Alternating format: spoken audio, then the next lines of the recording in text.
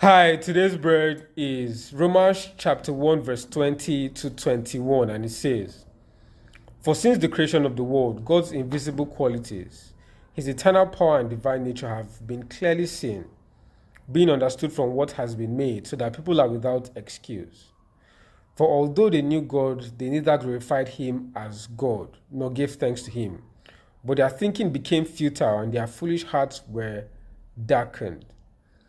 Now, verse 20 of this scripture talks about how every single person has actually known that God exists at one point or another in their lives.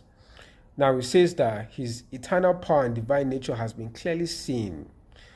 So everyone is left without an excuse. No one has an excuse because at some point they knew that God exists.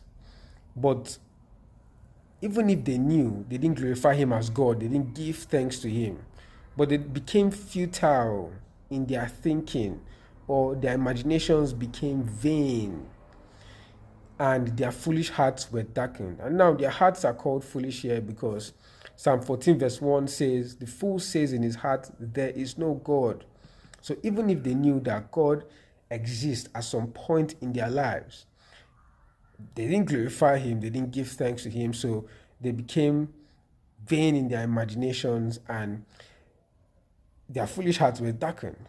And so now they go on thinking that there's no God or they've never heard about God, but at some point they actually knew that God exists.